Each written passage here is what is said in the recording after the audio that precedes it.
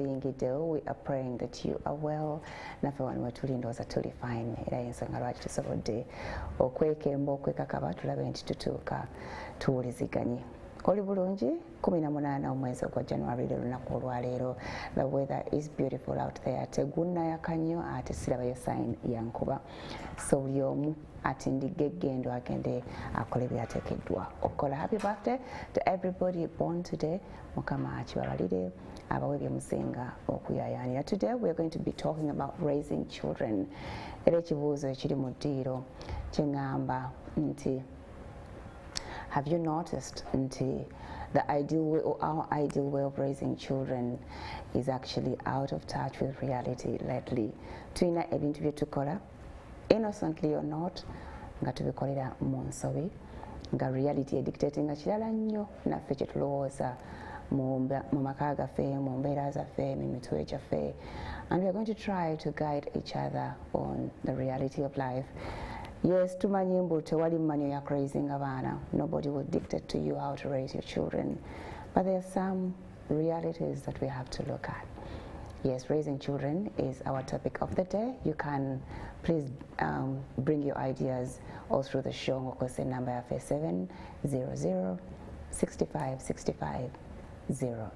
Njetamu musambu 00 nkaga mutano 00. Nze Farida, MWASUZE MUTYA.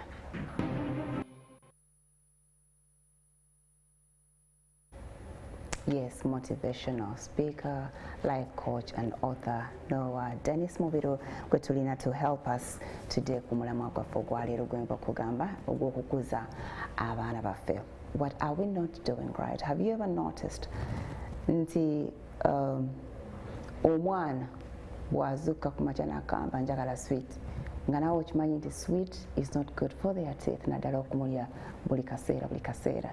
Naye olw'okuba agenda kukaabira sweet eyo ogenda kukwata ssente ozimuwe agenda agule sweet oba gwe mwennyini ogule ebiveera bya sweet ebiteeke mu kisenge because you know Briella is going to come crying, Mommy, I want sweet, I want sweet. Ne weerabira nti ogenda muwa sweet oyo asirike, but after a few months or after some years amanyo gagenda kulwana, and every after 2 weeks, every after 2 months you're going to be rushing her to the dentist. Ate era nayo akaabireyo. Kati twebuuza okenda asirisa kiri nenzigulawo amaziga amalala mu kaseera katono oba akaneneko after she stopped crying for the sweet. Reality versus our on our ideal way of raising children. Good morning, Noah. Good morning. Oli otya? Happy New Year. Ng'onyiridde. Sikusinga. Asibya competition. Asibya competition naye sikusinga. Okay, bulungi. Mwebale okuweereza. Tugezaako. N'abatulaba tubalamusizza. Mwebale nnyo, mwebalire ddala. Abaana balungi. Abaana balina mutama. Bakusumbuwanga abeewange. Bano kirimu kiri genetico mu baana. Waliwo age y'okusumbuwa. Naye ate ekituyita okusumbuwa kuba it is a stage of development. Baba bakula ate bwe batakusumbuwa ofuna obuzibu mu maaso ebyo gye bujjako. So it is okay bakusumbwe ku stage eyo y'okusumbuwa bagiveemu badde ku ndala bwe bate. Ani asalawo how we raise our children? Abaana gwe ng'omuzadde you have a big role to play. Nze ng'omuzadde I have to know. Bamwe singa tugamba society. Yes, society does its work. But it is nze nganze omuzadde naawe nze nteeka abaana bange mu society. Therefore nina the largest part esinga obunene ey'okuraising omwana oyo nga nzigyeko amasomero, society, ekanisa, emizigiti.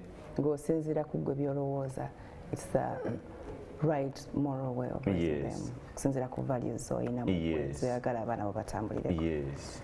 Values ezo tubuyita buwangwa batera ogamba obuwangwa, but kintu kigazi the location gy'obeeramu, ensi, ekyalo, ne bweba mu Uganda wano ekyalo ky'olimu engeri gyenkuzaamu omwana e Kampala si engeri jjajja gyamukuzaamu ekibengo. Tekisoboka.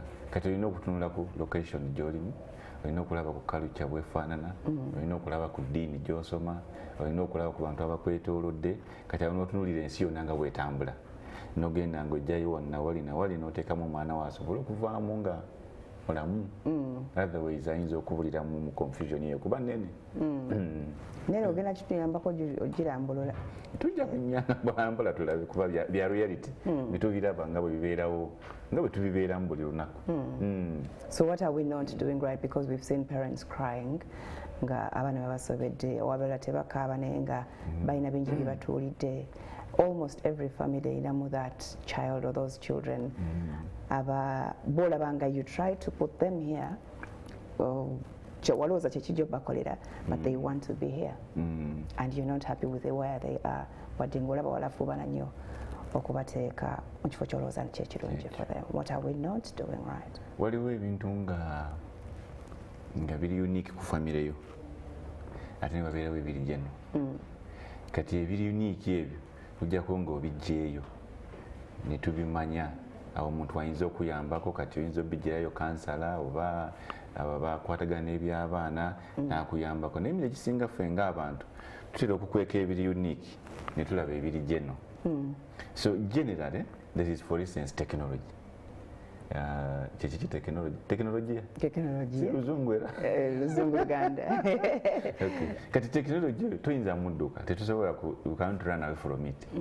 Twagala tulina okukulizaamu abaana mu technology oyo. Kati mu technology oyo omukozeseza otya gwenga naawe the unique person. Ogenda kuleka bulesi omwana akolenga bwayagala olw'okuba technology oyo ali meant to ease life, ali meant kutuyambako mu bintu bingi but ajja naye n'obuntu bwe obutali age appropriate for our children. Kati gwe n'olabula okuba nti olina obusobozi obuteeka waka broadband ey'amaanyi n'oteeka buli omu n'omusobola n'okumufunira computer mu ruumu ye because you have the money. Is it worth buli omu omufunire laptop ye? What's wrong with that? What's wrong with that? It's not so good. One, you are encouraging isolation. Buli mwana, which is becoming so common even here in Uganda. Very much, even nothing more adults. Yes. Oyigenda n'okyayira mu nnyumba y'omuntu n'osanga abantu batambula omu ali ku ssimu. You are encouraging isolation. Kati ogitandikidde mu baana buli omu n'omuteeka eri. Ogenda mukuza bw'atyo akule nga talina na mukwano, emikwano gye giri ku internet. Tamanyi gye bali but boogera. Yes. Kati obuzibu buli awo. Ekyokulala kikyalaba anti buli omu muwadde yiye baccessinga ki gwe nobalekera internet balabe nga bwe baagala ojja kusangamu ate gwe byokaabira bw'omala n'ofuluma n'okaaba abaana batononeseeko balaba kino na kino naye ate eriyo gwe kyotaakola ng'omuntu tetuganye ebirala biyinza okuba olina gye basomera gye bagenda but in your home mu reality tusobola okucontrollinga ekintu ekyo. We just want them to be updated. Yes. Batambule n'omulembe kuba gweguliwo ensi yakyuka naye mu reality tusobola okukicontrollinga. Ntera ogamba nti unless for instance is for studies kati nga gwasobola ogula gadgets awaka okuggyako nga zakusoma kuba buli omu ayinza okwetaaga eyiye tayimu eyo naye ne bwe ziba nti zakusoma era tayimu bweba yakusoma buli omu afune eyiye asome. Why don't we put one gadget for sharing mu baana abali awaka?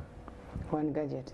Bw'aba ali omu it is okay naye bw'oba omu babiri basatu why don't we use one?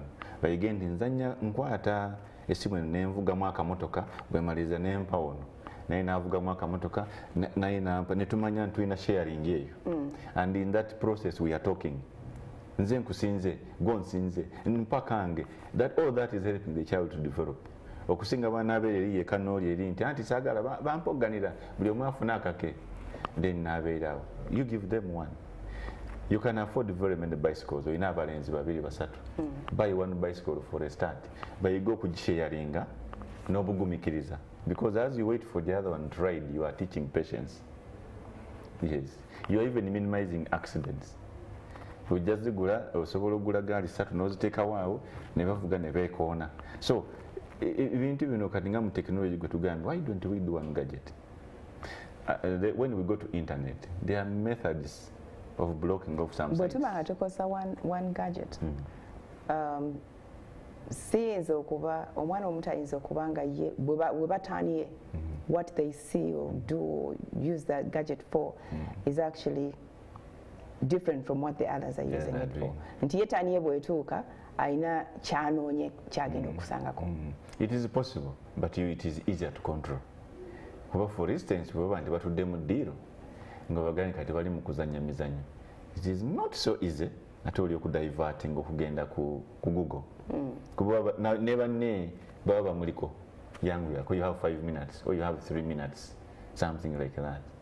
Bwe tudde eri mu byokusoma nga bwengambye, it is okay buli omu we yasomereko, naye nga wano the other one, why can't we have that? You easily control there than when nga buli omu ayina eyiye, kuba nawe oyinza n'okuyita n'ogamba naye kiki ekyo kyemulaba kandabe n'olaba bali mu kuvuga nga ani asinga okuvuga. Of course nga gwe omuzadde ekikutteyo si kugenda kulaba ani asinga okuvuga, oyagala kulaba kiki kye balaba, but you use another language. Ani asinga munne, nalabika asinga munne, but your intention is to see a little bit how you have a 12-year-old at home waba wesimu because you have to keep in touch, communication between baba bagenda kusomera bagize naye ng'omulaba ye every minute muba mu ngalo abeera bw'ati abeera bw'ati akola ki tali mu kusomerako, talina kyamaanyi kyalwanigirako mbu it's a business. Teweebuuza lwaki omwana alina essimu ne bw'aba nga byakolerako si tebiwaawaza, she's fine kuwogira n'ogitunulako n'olaba and tebiwaawaza. Why is she on phone? Yes, it is even affecting the eyes. Yeah, 15 hours of that. It is affecting the eyes besides okuba nti akola kikyamu naye n'amaaso gaago nga akyali muto.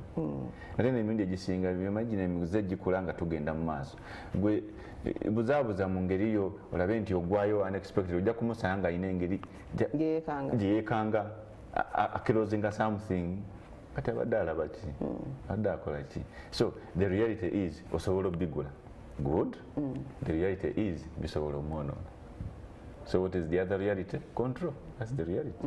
Don't just live olw'okuba olina obusobozi. So tulina abaana nga tebakyalina any physical activity gye bakola. Honestly. Bazanya game. Once she's seated on the floor or somewhere for almost 16 hours a day. Anyiga mapeesa wati. So physically omubiri gw'oguzimba otya, and ffe twamanyira nti omwana azanya alina okuzanya omubiri guno ne guguma ne gufuna amaanyi ne gubeera fit wakati mu kuzanya.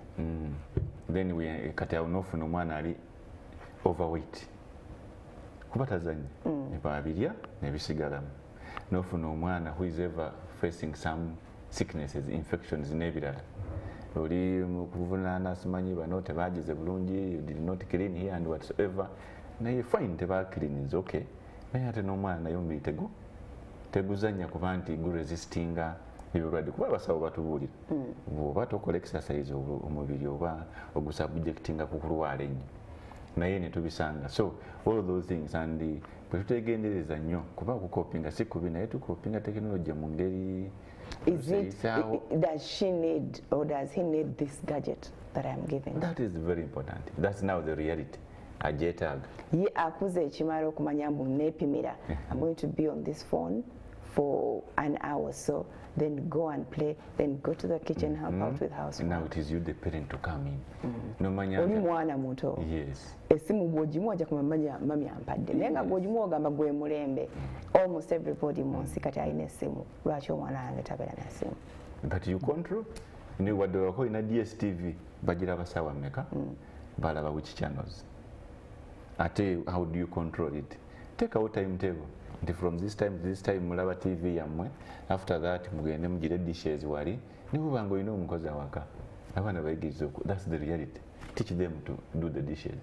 Era ekyo nakyo tukyebuuza nnyo lwaki nga babyoza nga lwo gwensasula obyoza. No, do you see? So if tomorrow bw'oba nga tolina bw'oba tolina abyoza nga tulinda gye ate bw'onooba tolina busobozi omulala. We forget that this life is always like this. In reality, ups and downs. Who is going to wash for you? Omwana wadde olina washing machine awaka, jamuka engoye enyangu yange ozinyike wali mu besini omugambe ezoozi. Yes, but you find somebody akuze natuka mu senior 6 nti simanyi bwe bwoza ngoye. Tamanyi fumba mukyere. Simanyi fumba mukyere. Katikkiro Charles Peter Mayiga yagamba they had all the money to buy a washing machine. Yes. N'abaana okubaleka nabo beetaayeeko, but they didn't buy one paka abaana bonna be baavaawo ewaka ne bagula machine ne mukyala we ne bayizinga that. I agree with him 100%. That is the reality. abaana bayiga okukuma sigiri. You can buy the rice cookers, let the rice cooker be for emergency. Omwana yiga okozesa gas cooker oba sigiri oba ki byetukozesa oba nku mu byalo eyo omwana yiga bikozesa, because life, the reality is life changes. Kaluwaga mutujeko obukopi tomanyi mwana wagenda kubeera ekyo tukiyita butamanya. Tomanyi what is happening. Sorry, you don't know what will happen tomorrow. So you cannot claim nti obukopi obusi bukopi okuyigiriza omwana okusobola okuba nti asobola okwefumbira nga tewali masanyalaze. Yes, so bw'aba ali mu time etali masanyalaze aleme kusula njala. Okuyigiriza omwana okuba nti asobola okwoza olugoye lwe bw'aba nti waliwo machine aleme kwambala olugoye okumala wiiki namba. Tulowooza ajja kuba n'omukozi. That brings us to another one. Nti omuzadde bw'abanga alina ssente empitirivu, everything is available for the child. Abamu ayinza obutafa ku ekyo ekyokubayigiriza okukola emirimu, n'abaana abamu ne bakitwala nti life bweti bweri. Yes. Omuzadde n'atuuka n'afuna obuzibu ne bikyuka the other way around, takyasobola providing everything.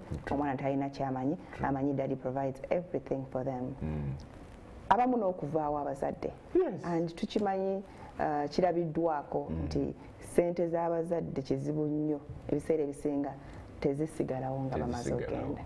So n'olyoka olaba embaga abaana baffe abakulira mu mbeera bweti ne balyoka abayaayaana. Kizibuzibu tetera kuyigiriza abaana baffe bye tukola nga bukyali. Kubanga byonna bye beetaaga tubibawa. Tuwumulamu katono tukomawo. The number is 700-6565-000. Tuwe endowooza yo ku biki bye tukola either mu butamanya oba mu kumanya naye nga tebiyamba abaana baffe. Tukomawo.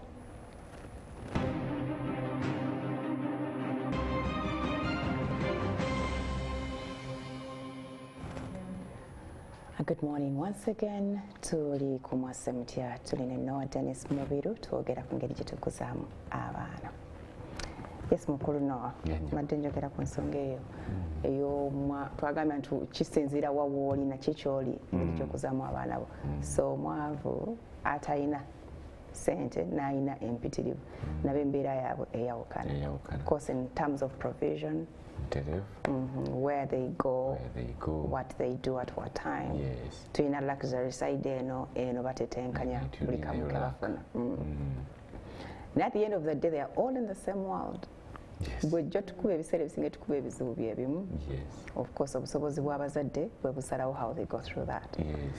So omuzadde tutunire side zombi, ono n'ono. What can they do okulaba nti abaana baabwe era basurvivingira mu nsi y'emu? Olwokuba nti we na extreme eye, what are the realities in my area? Kati nga nze atalina nina paati gyerina okukolera omwana wange okulabika nti ajja kufitinga mu society eno okujoyininga n'abalala. Discipline wise mukuzizza ntya nsobodde okumusomesa bwe mbangezezaako kyonna ekisoboka, nsobodde okumukolera emikwano egyandimuyambyeko wadde emitonotono si mingi. Ebyo byonna nina biseetolinga ebyo. Ekintu ky'okufunira ky'okukola emikwano kyaffe ng'abazadde oba kya mwana naye processes zaayise n'agenda nga building kitandikira ku omuzadde, kuba bw'ozaala omwana omuleeta mu nsi n'omuteekamu, naye kati nga ggwe emikwano ki gy'olina mu nsi gwe omuzadde, kuba omwana gy'atandikirako ekyo abo batandikirako okulaba ba uncle, ba friends, baani abajja ne bw'oba oyogera baani b'oteeka mu mboozi zo, abo bonna baba babo. So it starts with us. Omwana ajja kwekolera emikwano gye, but it starts with us. Era ojja kwesanga nti bangi ababadde so successful in their way nga tebalwanye nnyo emikwano gy'abazadde giba gyakola kinene. Kuba for instance bwe nakuleetera mutabani wange olinayo kampani gy'okoze naye nga mutabani wange ono talina mulimu, ojja kuntunulako mu ngeri ndala okusinga gw'otalabangako.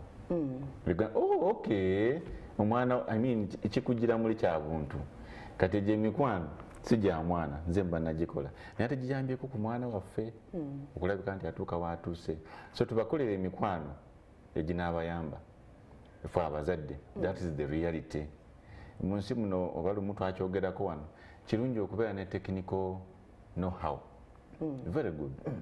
But technical know-how is equally important. Overrides almost everything. Bogenda wantu nga gwosanzewo toli mupya kikwanguyira okusinga gwe otalina gwomanyiwo wadde ebikolebwa obimanyi.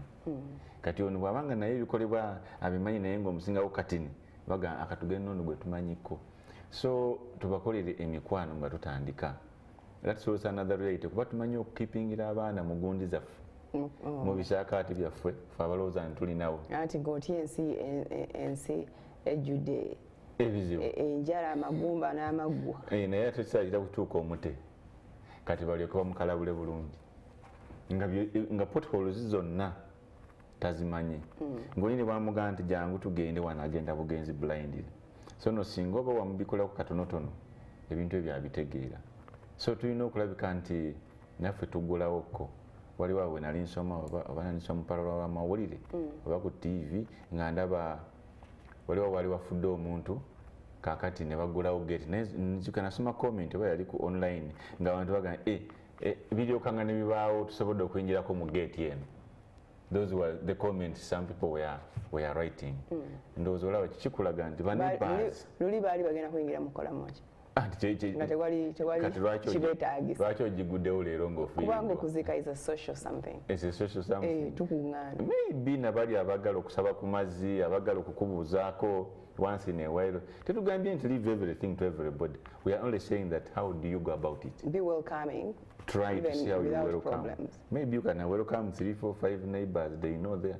Nayinza n'okuba endulu ne basigala mu kunyaga. Yani okay kale. Weewo. Nga tebamanyi baani ababeera awo. Baani ababeera awo. So bwe tuba tusettinga ekigambo ky'ogamba eky'emikwano tusettinga era abaana baffe emikwano egyegasa. Reality is bwe tubeera abaavu obanga tuli in need and want. Tutera okukolera emikwano abaana baffe emikwano egitufaanana. Nga tugamba ate tunagira tutya. Nkimanyi kikaluba kubeera si kyangu. But I'm saying tuyinza okufuna emikwano nga oli ne bwabeera mwavu naye ng'obwongo bukuzimba nga bwe mubeera wamu mwenna muli baavu naye nga mwezimba. Mugagga w'ebirowoozo. Nogamba gundi omanyi tetulina ssente naye tunatandika tutya okusika kabalagala. Si batera ogamba natandikira mu kabalagala. Kale ndesi kyakulabirako ekiryo mu kifo ky'okusisinkana ffenna abaavu ne tudda kwani awangudde premier ekiro ne tubeera okwo kuva ku makya paka olweggulo ate ne tugenda kulyawo emmere. Ffenna tuli baavu yes naye ate tuyinza okusinga ne tugamba tunaakuba blocks ewanu tunagenda ne tusaawako ew'omuntu. Ebirowoozo biba bizimba ku level yaffe gye tuliko. Nkozesezza ekiyinza okuba ekya wansi eri kuba mu kibuga yatajagamba ate nze ngenda kusaawa. You can think of something. Oyinza n'ogamba nti sina kyakola naye yinza okufuna ani ayinza okumpa ku boda nvuge oba okunjigiriza. Ffenna tetulina. That's the talk we are talking about. Eyo talk eba ezimba okusinga okuddaawo okugamba mwalabye Farida ku TV bwe yabadde ayambadde y'emboozi yetuli mu kunyumya. Tewali awamu ne ku magezi gamugyamu kifo kimu mu so emikwano tufune emikwano egizimba tegiteekeddwa kuba migagga. Tebatufuna obubi n'emigagga tegitukola bubi negyo mirungi naye tegiteekeddwa kuba ki genda emigagga kuba n'emigagga gizimba. What we need to know, without money you can't drive life. Money is the wheel of life. Without money you can't drive. So n'emigagga gituzimba naye tugifune nga bwe kisaana. Yes. Ate bannaffe bana bali on this other side of life. Abakozi omusimbi everything. Kati ffe abali eno the other side. Ndega omusimbi guli awo. Now the friends we make era nabo bateekwa okuba nga bazimba wadde weeziri. Because you can get a friend nakussa wansi. Just imagine you have a friend and you have the money, but also what you talk about is spending. It's not about saving or adding. Sure. Oyinza okuba ne sente zo nga tewazisevinga. Ffe tuli baana. Nze ndi mwana gwe nanyini sente. Tuli mu sente. Kati emikwano gy'onkolera gye giruwa. Oyinza okubanga emikwano gyenkola gya kuspendinga only what you have, my parent. Kyovula wagambye bali mu kusooka nti butera okuvaawo olusi abaana tebatwala mu maaso businesses. Why? Because we did not initiate them into it. Yes, I was reading about one family recently in the papers. Mwabadde muwandiise abawandiika you are writing about one particular family, praising it for having made the empire okubeera nti ekyali okumala emyaka 10 bukyanga nanyini yafa byabadde ku mikutu okwo nga bapraising oyo tumukooneramu kitegeeza yasetinga abaana abo ng'akyali mulamu myaka 10 babadde bagamba empire ekyaliwo ng'ate abamu myaka 2-3 otandika okuginoonya ne offisi zabeeranga wa. So ne ku side eyo emikwano egikolebwa gibe ndi gizimba sije gino egispendinga egyonoona obwonoonyi neba nti mutabani wo muwala wo every other day be bali mu kuyomba ne poliisi be bali mu kukuba ebifaananyi nga bayise bukunya be bali mu kulaga kinga we baatuuka. That's what is on social media. Kagamba nga nawe ne bwovaawo kati ate abazadde nga butoganye your role do not defend that. Yet you will not condemn it in public probably, but you find the sweeter words instead of coming out outright. Tugende mumaso. Because there is a reality which will hit in one day. See, copy it is a reality. The reality always happens. Fena tulina okaddiwa. Tulina okufa. Ate olusobola okupata kugenda tulinda kaddiwa. Kujja gwawo essaawa yonna. Essaawa yonna. Abaana bo bato babakuze nga batandise okwetegerera nga omaze okubafuula ekyo kyoyagala. It doesn't matter. Yes. Abamu abaana baffe tubafunira ne bodyguards ne babakuuma. Tomolo bajja kubajjako ba bodyguards. Why not? Olina abaana be tekingana kubateekako kati babe. Fine, naye kya bajja kubajjako. Bajja kubajjako ba bodyguards. Now that will be the reality. So in as much as bafunire ba bodyguards, they should live in reality. Which is kati for instance mbafunire ba bodyguard ne banika okwenda nga bakuba abantu ku kkubo omwana wange ayitewo ndese kyakulabirako. That's not the reality. Kuba enkyo bwe banaavaawo kati omwana agenda kuyitawo era ajja kuyita mu kkubo lyerimu bewakubanga bewasamulizanga ebisooto. That's the reality. So you can have them but you can afford to say the neighbor jambo nga mwebalire kuba tebagenda kola kino ogenda nobeera patient noyitawo n'ogenda noba nti oli muntu wa mu bantu bagamba gundi eyo bannange yatuuka naye yeyisanga ow'omu bantu. That's what we are saying. Okay. Because life is up and down. Nzijukidde abakulu ababeera mu buyinza baminisita bikinga buli kimu bamusalirawo obusaliza ogenda wano ogenda kukola kino otambula n'abaana ne bavaayo bambi novaayo kuba minisita nga n'abantu bakoowa dda kubanga obali tokyabalabawo ebutereevu. Abantu naddala balina ssente abakoze ku ssente bambi bafunye challenges mu baana baabwe. That is true. Kiki kye tuli mu kukola oba kye bali mu kukola that is doing their children a disservice either now or in the long run. Let what we have achieved in life do not spoil morality. Morality is the reality. Okubeerawo mu buntu okubeerawo ng'omuntu okubeera mu nsi ng'omuntu, those are realities, those are morals. Oba oli mwavu oba oli mugagga, they should never be spoiled. Ak'obuntu kakubeeremu because that is what life is. Gwe ne bw'onoomaliriza, yes nyinza okubeera so lucky nemaliriza even nemalako obulamu bw'ensi nga ndi bulungi nnyo, no problem, but still I did not live that full life of ak'obuntu. Kubeera ovanga nawe manye singa most people avoid doing wrong things or talking about wrong things because of olw'amateeka agabeerawo. Singa tewaaliwo mateeka abantu bandikubudde kye bakulowoozaako. Amateeka agaliwa agafuga ensi. Abantu bayinza okuba tebakwogerako bubi lw'amateeka. Singa tegaaliwo bandikubulidde nti naye gundi gwe otutamye. Beekomako. Naye beekomako. Yes, for instance oyinza okuyimirira mu maaso ga general n'omugamba gundi gwe otutamye. Oyita wano ng'otufuumuulira enfuufu. Ayina ba escorts emabega ne mu maaso. Olero gira bugizi bw'oti mu maaso n'otunula eri. N'okolimawo. Kyekyo bulanga nti singa amateeka tegaali oba ndikubuulidde amazima noga bulijjo bwe nti bwe neeyisa bannange.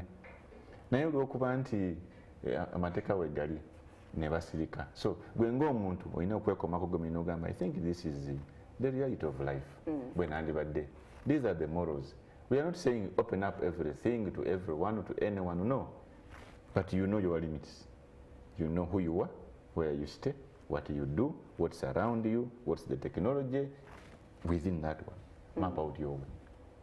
tulina abaana batamanyi kwogera nnimi zaabwe tebalina kyebamanyi ku buwangwa bwabwe not even how to greet omwana n'omugenyi n'atuuka ewaka nga tamanyi kyakola tuli bangi nange nkyawulana nabo okubatereza that's the point I said tulina okukola paati yaffe omwana bw'aba akimanyi nti omugenyi bwajja ne bamubuuza bw'atuuka ng'afukamira naye nga tamanyi kyakwogera tutandikirawo banagamba osibye otya mami tutandikire ku ekyo that's good starting point kumakya ssaawa emu osibye otya mami n'akomaawo tamanyi kiddako naye nga bambi wakimugamba nti omwana ow'empisa abuuza bwe tutendekudde okuba olina omwana omuwala mu maka omwana ku university wallahi nga tamanyi kubuuza bayitirivu era omubuuza ogambye kubuuza nina gwe nayogerako naye ng'ali ku university yasola wano mu Kampala yangamba tamanyi taxi park weeri ng'ajagazaki taxi park ogimanya ng'ogenda yangamba tamanyi taxi park y'omu Kampala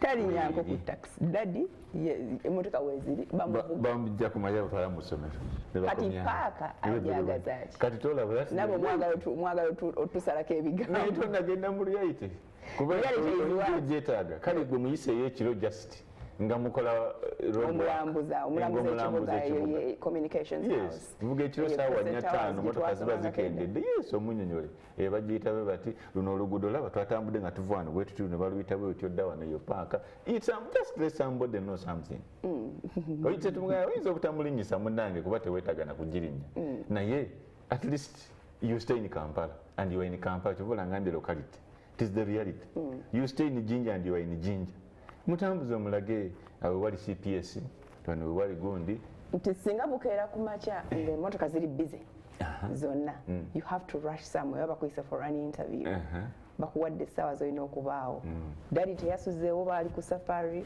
oba driver yalwadde oluusi baba tebamanyi nakuvuga abamu kati ng'olina okudduka kati boda zabigonza agenda linnya boda mutwaleyo nayemanyi teyera batanyangana ku boda ate bazagazazikozinga obubenji omwana w'omugagga amenyeka amagulu tolabaawo otere walina alinnyako nawe ogambe afunye akabenje awo tozzaako but you have to find the realities the minimum ezikufuula okubeera safe you need the safe living omwana ono yaba tayagala kumanya ebyo oba omuzadde yatamu expose nze tu bintu byalaba si bya class engeri gy'okujoza omukuza that is what it is ng'omukuzizza omwana alina kuvuga mu motoka that's what it is on the other hand omwana yetatuuka at some point obwongo bwe ne bumugamba there are things I need to know there is a time when children are curious they want to learn you need to let them learn controllable ng'obafuga eyo stage bwevaawo ojja kufuna obuzibu kuba baba tebakyayagala nnyo njagala otunulire ku baana b'okuziza lwe baagiranga ng'agamba njagala kwoza sowaani naye nga gwolaba agenda kuyiwa amazzi wansaawo naye ate agenda bw'agenza akola omugambo kwoza sowaani n'asiba feesi nnyo kati gwe wamulemesa waliwo yali curious ng'ayagala okukikola akinyumirwe siri mugagga naye I can afford basic things ng'okutambuza abaana bange comfortably naye lumu nagamba babanga bangamba baagala kutuula ku booda ne tuva ewaka tulesewo emmotoka ne tutambula paka ku main road ne tulinnya booda ne tutuusa ku stage nga njagala balinnya taxi baasanyuka ne tugenda ne tulinnya taxi ne tugenda mu town ne tulinnya ne tudda eka baasanyuka nabeera nga banga twagala kukozesa booda booda of course ng'omuzadde obeera ogamba omwana wange booda bwemukuba owa booda baba basamaavu that's a fact kati naye gwe totemanyamu first of all omudepriving ekyo kyayagala kati Jose bwe tuba tugenda ku ssomero I always go with them oluusi nze nkola shopping myself bampa list oba neŋŋenda nabo and I am monitoring them everywhere leero bangambye mami era ogenda tutwala otusuule ku dduuka ffe twekolera ebyaffe okomewo tukime nga n'essente zaffe ozituwadde tukole eki they are trying to kubyekolera ate nange nenkiraba kubanga ne bazadde bange era nabo baali bankuza bwe bati batukuza bwe bati buli kimu nga bakikolera ogenda okutuuka eno waggulu nno nga tebaliwo balese mu kyalo nga you have to figure things out yourself so now that's you are doing the right thing kati lwaki omulala lukimulemerera neba nti everything tulina genda tukushopping tetukuleetere mpalisiti n'ogenda ne muleeta tamanya na vali yabyo kino mami yakiguze bwe kibola benkeera komawo next time mu holiday naga akyabuze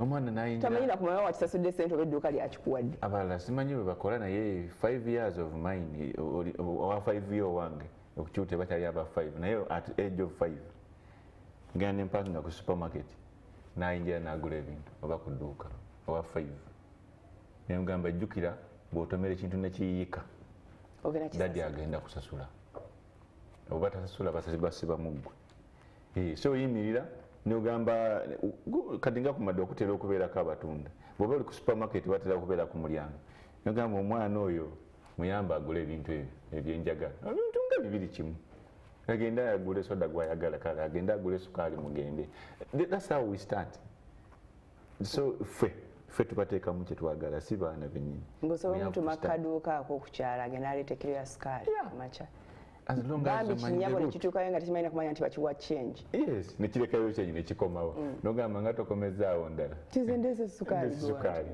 kati ate nongaakale ddayo bagambe bakuddizeeyo endala ate naddayo tamanyi kubala sente kati agenda zimanya ddi but we are saying look at your location kuba tuyinza okukitwalaho olusamule omwana wange bagenda mu kidnapping omwana wange agenda kufuna accident look at your location look at your situation nga bweri kuba si wano mukatenga ndi wano katugambe wano mu Kampala Central if I was sleeping katugambe ku luwumu siyinza kukkiriza kuba mwana wa myaka 7 sente anyhow nga sinaba muyigiriza nti genda ogula ekintu mu taxi park yes kuba it is how busy the place is abatannabikwata at least kyetagangende naye ayigeyo okusooka so your location matters ng'omukyalo oyinza okutula n'ogamba mwana w'emyaka 5 tambula half a kilometer ogenda oleeta amajaani kuba ne buli waayita ab'omukyalo bonna bamumanyi agenda bamubuuza Aisha wasuze otya abaana abo abinotice baba bakujjukujju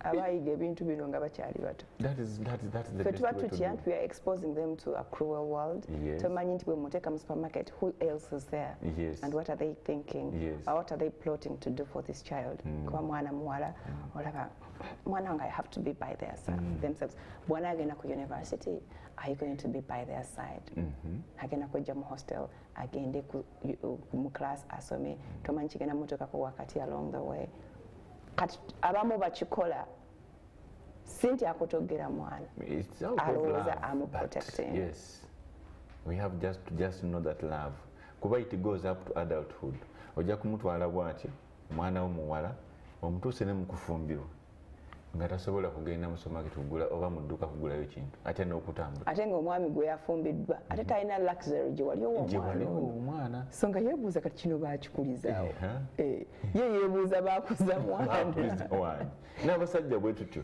naye ojja kuza omwana omulenzi bw'atyo nga naye bw'atuuka mu bukulu is a man but is living in fear of everything atasobola nakubaako kyakola tasobola nakutambula n'okufuluma mu nzikiza wabweru lutalo but is a man kuba twamukuza bwe tutyo so we have to know nti ebintu bino byetukola mu buto birina impact mu maaso eyo gye bujja era tujja kufuna nnyo obuzibu mu marriages nga zifa zikutuuka bino lwa bintu bitali mu makulu omukazi gwe nawasa tasobola kwoza janti ajja kugamba ffe waffe twalitoleza mu mashini oli wakugambira mbu omwana oba wamukuza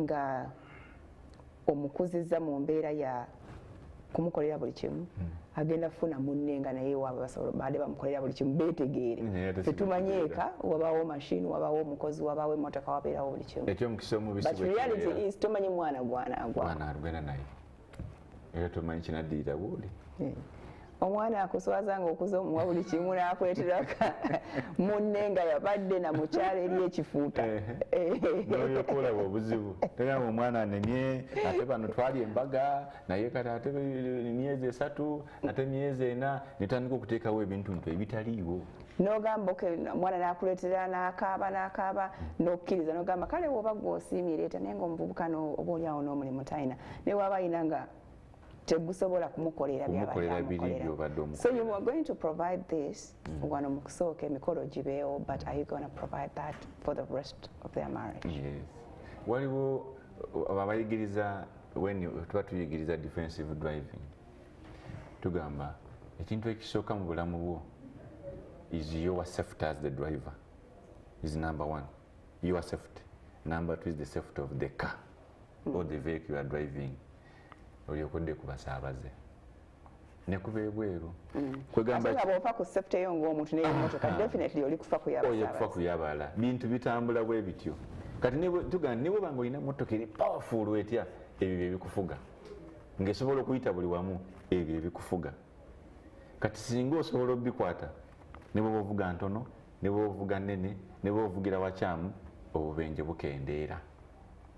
Ndeeta principle eyo mu bulamu tulina okumanya nti there is real life.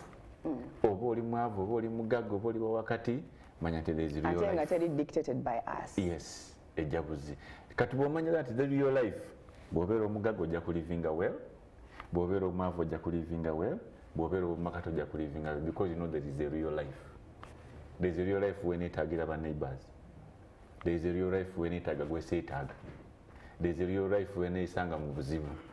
There is a real life wenaabanga siina ssente. Those are real lives. Kati ne bw'oba nti olina good life and whatsoever ebintu obiyitamu bulungi. Not always 100%, naye oyitamuko nga safely. So ekyo tulina okifaako nnyo mu kukuza abaana that there is a real life. To promote the unreal life on social media. We are doing things that we are totally opposite in reality. Yes. Everybody is trying to impress.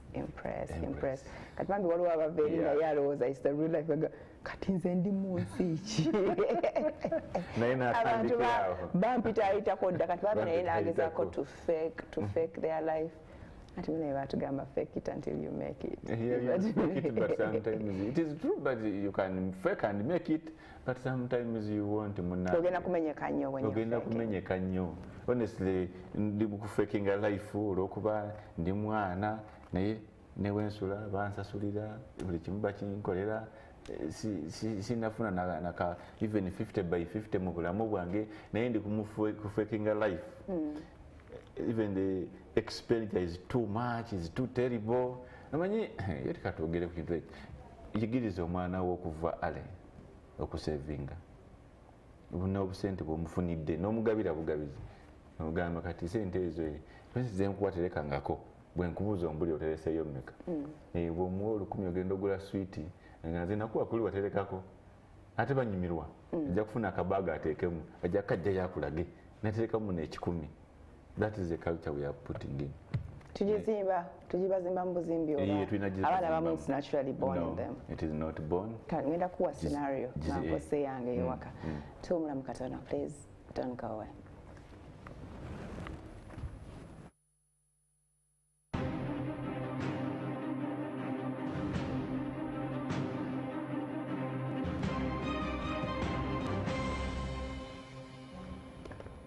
Thank you so much for keeping it MWASUZE MUTYA. Kujukiza the number is 700-65-6500. Noah, Dennis Mbite.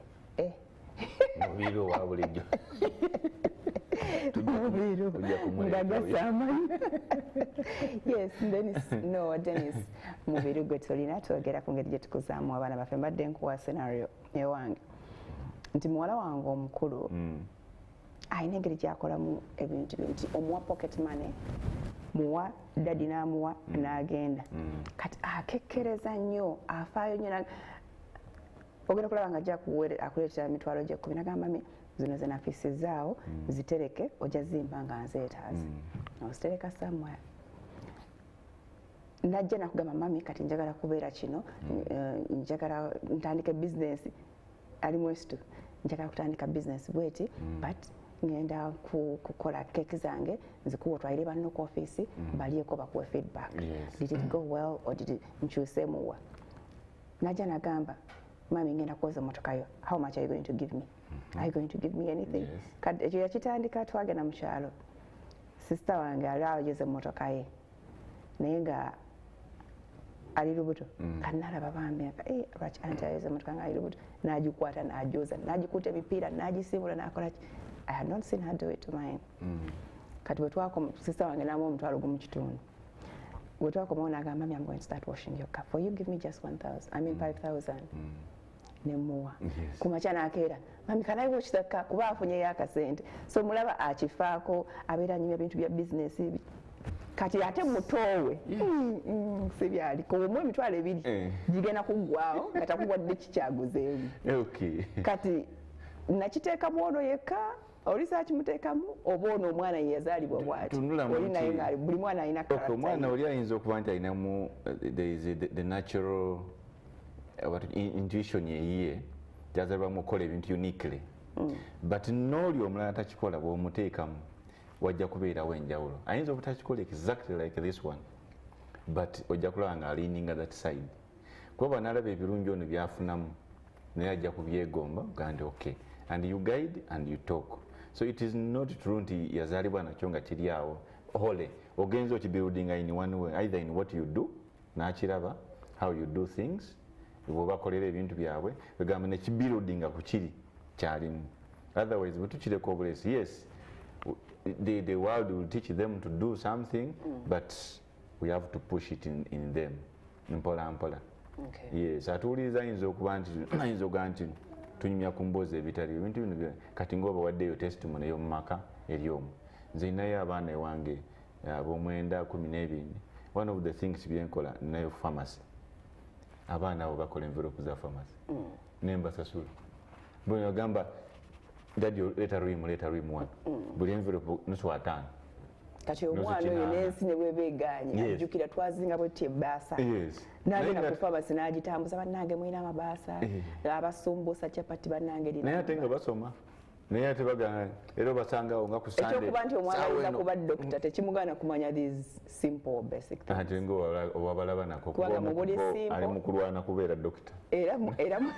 kyebamugamba dokita naye Sunday babeera bagamba tumaze okuzanyamuko twagala envelope kati kankuleeza 15 so it is you to see how to do the small that can be done within your locality and mwekyo kyosobola tokola ekyo kyotasobola kuba ate ojja kuleetera obuzibu tambuliza mu kyolina kati gwe yakugambe muwadde sente n'asaving yajja nazo nagamba mami zino zagula weighing scale ey'okupima ebipimo byange ebya cake yokanga ekyo kyakisaving daw at that level era nga tugenze wantu tugenze nga musaloni nga mami ngende wali ku dduuka ndaba balina weighing scale ng'olaba akirebeddeko omuzadde si kyekiri mu plan but that way so tulina okulwana nnyo okulabika technology watuuse if we don't do our own things to maintain our children and then the way the world is unfriendly to anyone ate reality y'abantu beeri technology eyo gyasibuka si yeyaffe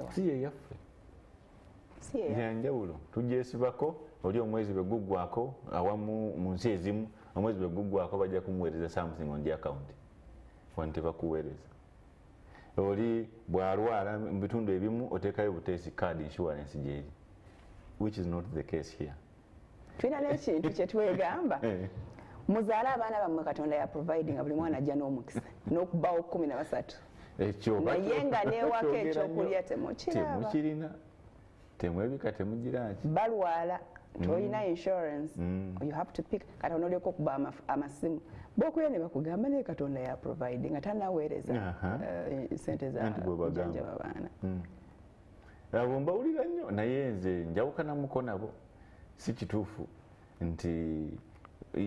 nti zaala bonna nga bw'oba oyagadde weewaawo batusomera mu byawandiikibwa tuzaale twale era nabiwandika nabo mu kitabo kyange ekimu omwo yes kituufu kyawandiikibwa tuzaale twale naye tebagamba ggwe bagamba bantu ati ndi muntu wansi tebayita linnya nti Farida genda ozaale ojuze ensi tozaalako b'osobola naye wazaaleko b'asobola n'abalala bwe bati bwekityo tosobola kugijjuza teri muntu omu asobola kugijjuza tebagamba ggwe 5, 8, 6 tosobola kubawa obuyigiriza obumala n'olyoka obonyaabonya abalala sente zebakola sizizo okuba nabo balina enteekateeka zaabwe byabwe buli omu alina ebizibu bye ozaalira nze nzaalira ggwe kati ati sukulu fees bwe lutuuka nti mpaayo tugire bwe tuti omu gwe mba nsobola tandikira kwoyo bwe mba nsobola 2 tizoke ate sigaano yasobola 50 tizoke gwe olowooza nti obasobola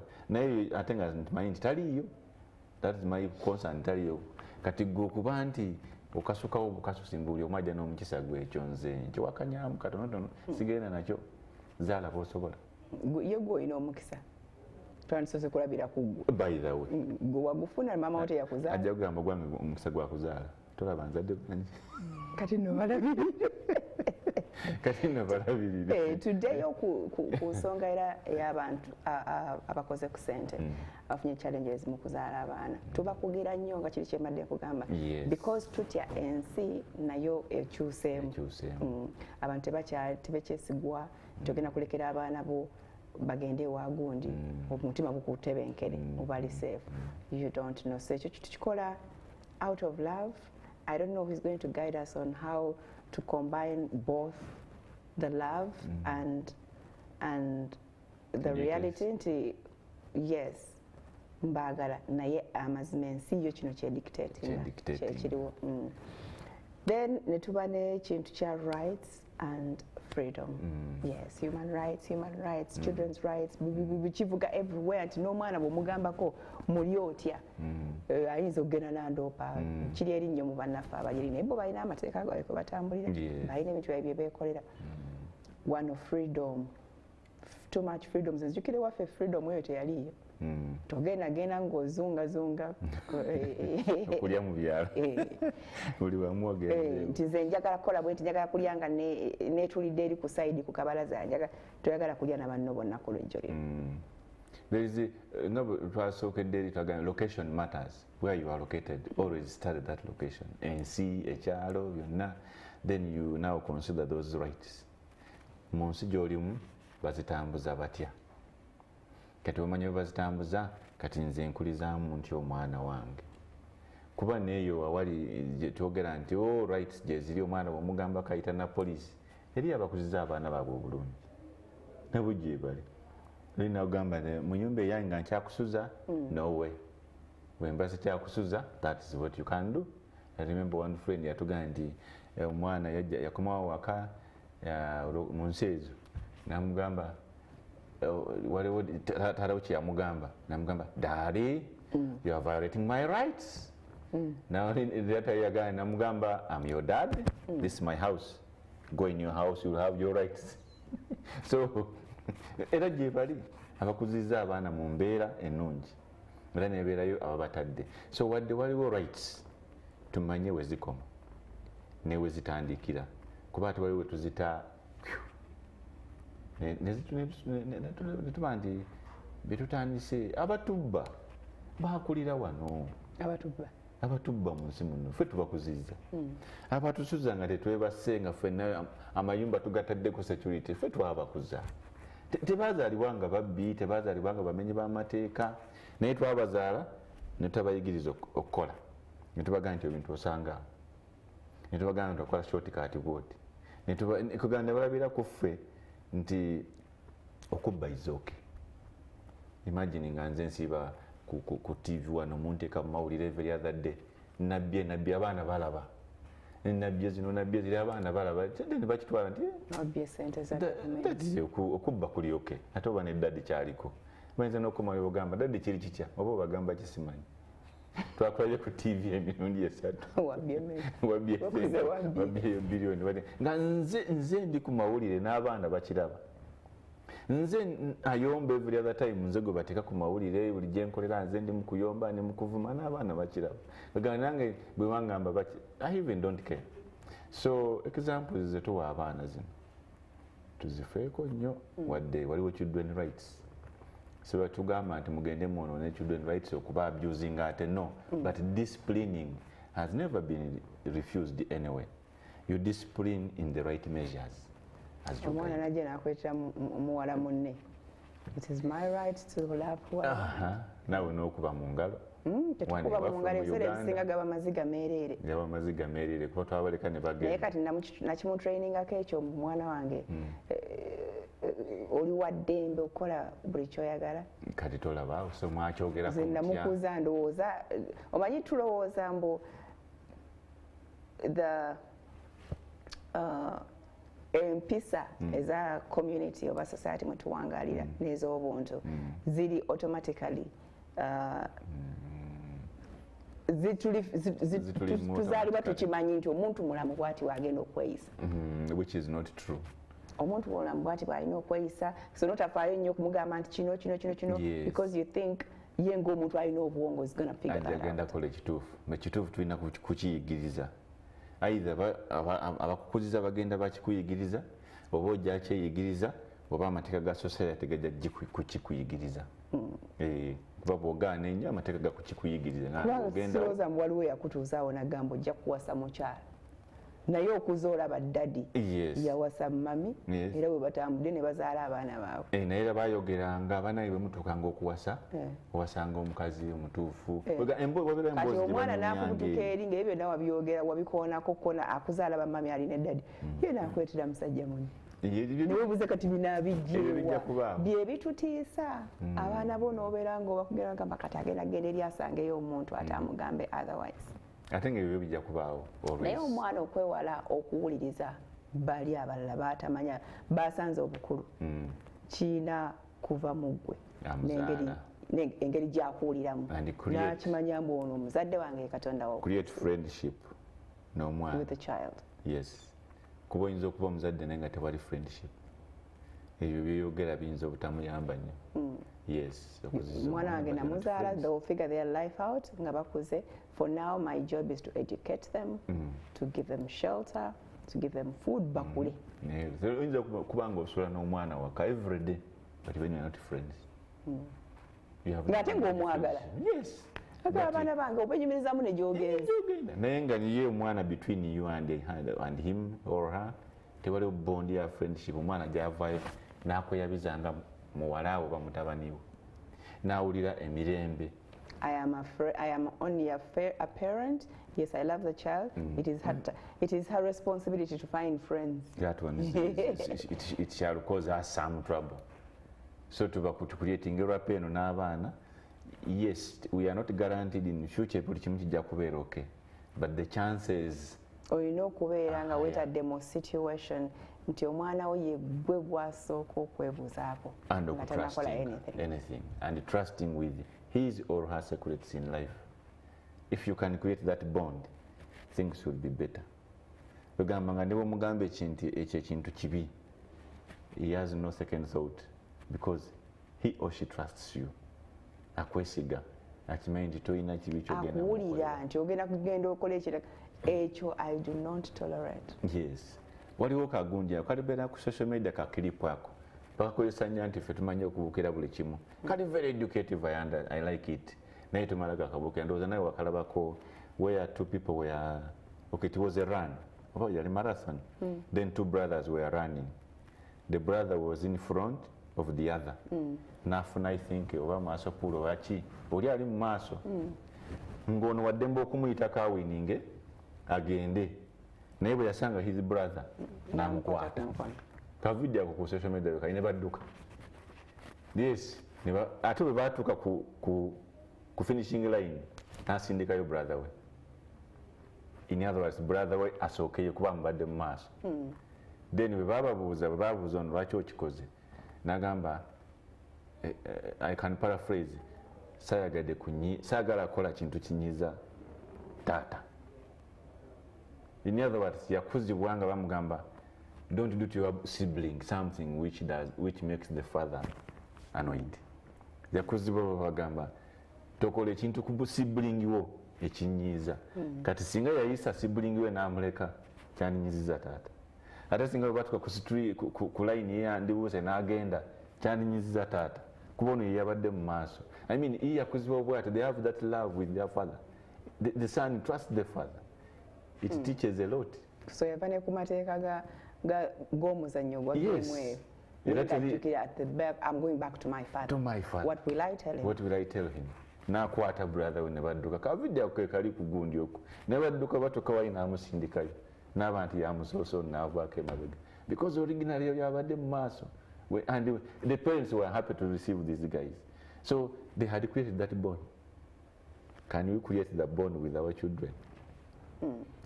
Creating a bond is not to pay school fees, not to buy what they want, not to sleep at home, not to reach home obatekerako TV ne mutuula. Ate si butamugambako. Si butamugambako. Mwana we n'amugamba kajja kunyiiga. Yes.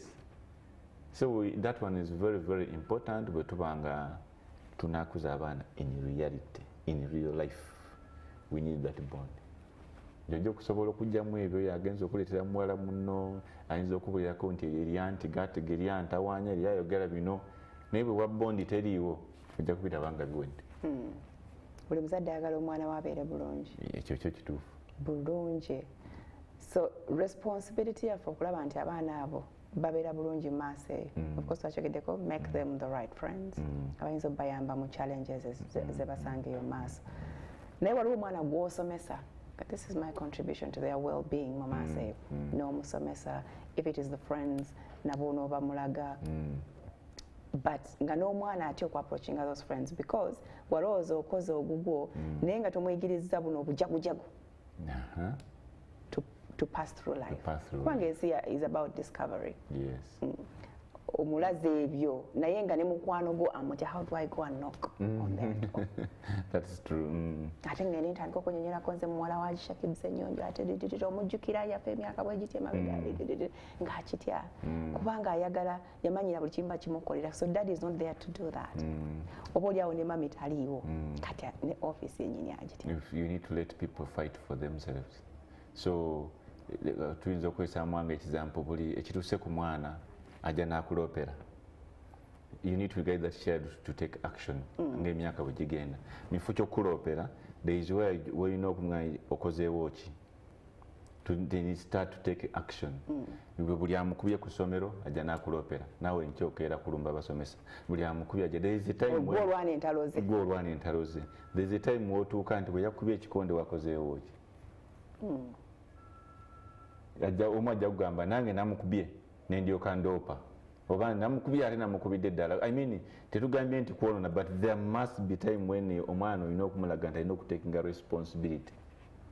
Bw'omutuma ku dduuka okugula sukaali kilo 2 n'asangayo kilo 1 n'akomawo n'agamba nsanzeeyo 1 then olina okumulaga nti next time bwe nkutuma 2 n'osangayo emugireete. That means you are taking responsibility. Yes. Kuba ajja kukomawo akugamba ensanzeeyo 1 gwangambye 2. So we have to teach those simple things of taking responsibility. Ojja nakulaba nti obudde bwe buziba agalawo ennyumba. Omanyi nti oyinza okuba n'abaana ne bakula tebagalangawo ku nnyumba yaabwe. Tebagalangawo ku nnyumba. Mukozi yalina okugalawo ennyumba. So you take those small responsibilities as we go on. Basobola okwatuukamu ekyo ky'ogamba nti bajagujagu. So ajja kumanya okay, I have to take this. I have to go and do this. Naye gwe buli kimu bw'okireka so. Omwana muto we n'alwala bali mu nnyumba bokka owagenze ku mulimu. Ne bakulinda paka lunaku. Ate esimu eba teriko airtime obuzibu babuze. Wabagamba temugenda wa neighbor nti oba bagendagendayo basabe tukubireko ku mami. Kati olina okuteekamu disclaimer nti except for emergency. Yes. Omwana bw'omuleka temuva wano. But if there is an emergency, run out. Call the neighbors. So that is it. Bamanyi nti mwana mulwadde wadde wabagamba temugenda ba neighbor awogane. Naye kati wa neighbor gye mugenda ogenda nga mbadde temubabuuza nako. Tewali mutawaana. Naye anti jjukira gwayogera. Naye ogenda weebwala bwala. Naye gwayogera nti gende wa neighbor kitegeezo babuuza. Kuba toyinza era gamba mwana nti ddukire wa neighbor. Nga tobabuuzaako. So kyo kye twagambye nti naawe tandika waawo side that bw'obaleka wagamba wabaawo ekizibu run, shout, make a noise, call for help. Yeah, so tutandikiro. Reality endala eriwo is yes, twagala abaana baffe, we want to be their friends, we want to teach them this and that. But also the reality is tulina demands eziri on us. I think akulwa abaana. Nyekulwaffe. So ensi ekusika ekuze eno, you have to look for this and this to provide for these kids, give them a good life. So tosobola kwekutulamu abamu tusanze obuzibu okwekutulamu okubeerawo for the children and the family n'okubeera ku mirimu gyaffe kuba nakyo giri demand nti ova ewaka saawa emu to beat the jam ojje kusheya saawa 3 obeerewo oddeyo kasaawa 4 oba 3 sanze bakooye biki kati abazadde besanze nga bali mu kattu. The kids are not in their life, the parents are not in the kids' life. Buli omu avuga bibi. At the end of the day tukuzizza ebirerya by'abaana and tetumanyi who to blame it on. Ate you're even lucky in that situation. Omulala ajja kugamba bali Kampala nkolera ggulu balaba ku weekend, omulala nkolera mu nsi ndala. Oba oluusi yabalekera omukozi kati omukozi kikyamanyi ku interest z'omwana bo, oba wabalekera anti naye ayina ebyo byaluubirira okukola. What you can say is, oba n'obatwala ewa jjajja, don't grow up knowing their jjajja very well. Just know the reality and see how to create it within. Mu bitabo byange bibiri nawandika nagamba living positive in negativity. Kati gyonna gy'olimu ye negativity kiki tuyinza okukolamu. Sooka okikkirize nti kati nze nkolera Kenya, abaana bali Uganda, nkoze ntya? Naasobola okuddayoko buli mwezi neemalayoko oba ennaku 3 oba buli weekend, era bwe mba nkomyewo nsobola okuzikozesa nga z'abaana abo okukola kyonna kino. Kubeera ojja kutuuka wano nga eriyo senga, eriyo ennimiro, eriyo gendako mu kyalo. How do I divide into it? You manage your situation according to your life. Gwe mu mbeerayo laba teekamu paati ey'abaana abo. Obuwulira ng'okyagala nnyo try to devise means nti obaka emirimu gyange kangikolere waka, computers zajja, people work from home. Can't you say byonna mbenga I am available but also working. Abalala bavuddeyo ku mirimu to concentrate on the kids naddala ng'omwami can provide for the family. Abalala kati tulina big numbers of single mothers nga almost everything is on them. Kati oyo tulina by'omunyumiza mbu sigenda kukola, she must. Yes, she must. But you have to work within. Ninaye gwe nalabako eyo sinakuwulira gwe nalabako yaŋŋamba takolera mu Uganda, yali takolera ebiseera mu Uganda. Yamba every day nina okuba essimu video, balina okuteeka either video, balina okuteeka ku loud speaker nenjogera n'abaana abo every day. Kwegamba ye bw'ati bwe yakikola, taliiwo naye akuba essimu n'ababuuza, have you helped mommy to do the dishes, have you done ABCD, ne beeropa ne bagira ki, ye bw'ati bw'asobodde. So you have to think within your means. Tokireka bulesi nti ate ensi nange ntutte, kuba ensi gye nekukuliza omwana wo oli. Ennaku zino tumalina okubagamba nti bagende mu madiini. Abaana bagende mu madiini banaakuliza eyo. Nayo amasomero n'amadiini, amasomero, amakanisa, emizigiti gyetwala abaana tubaddisiza mu kisulo mangu naye bwe bigenda mu bisulo kuba era bye baleese tufunye testimonies nnyingi ebiri mu makanisa, ebiri mu bisulo. Mpozi waliwo pastor gwe baasindise Luzira, mulabye ku mawulire eyakoze ki? Kozesi ndiga mwana Samusinga eyakuta omuzungu oba omuzungu yabadde mwana kiri ku mawulire gammwe. Waliwo pastor simanyi n'omukebezi simanyi biki babooleza Luzira ngeri lwa mwana oyo byabadde bamukolako, naye tejjukira gwe yamuteekayo wali omanyi nti agenze wa Katonda. Banna nga basindika abaana mu by'amadiini. There is reality and thinking. Bambi bantu bali abaliyo bantu, you need to have reality in life. Gokumala gasindikayo busindisa n'otunula aliwa pastor, aliwa esimanyi imam, aliwa teacher, tubyegendereze.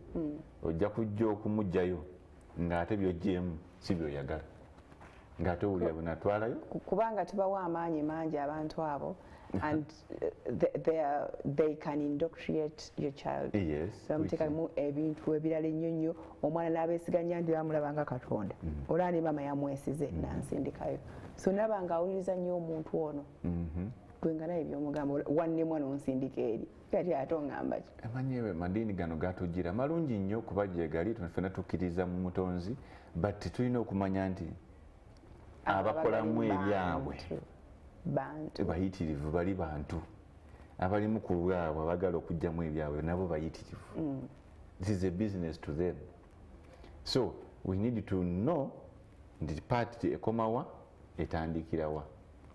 Ne mu bisulo tutwalayo abaana because of different reasons.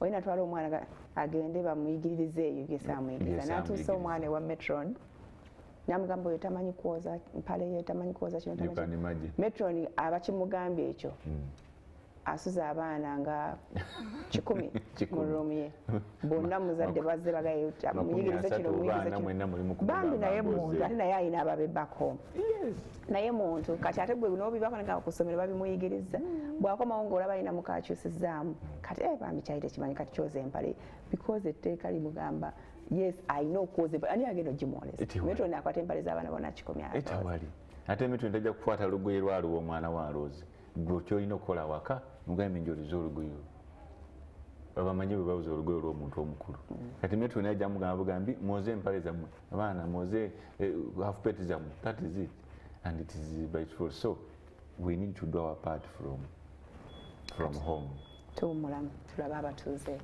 bagamba ki please and go away.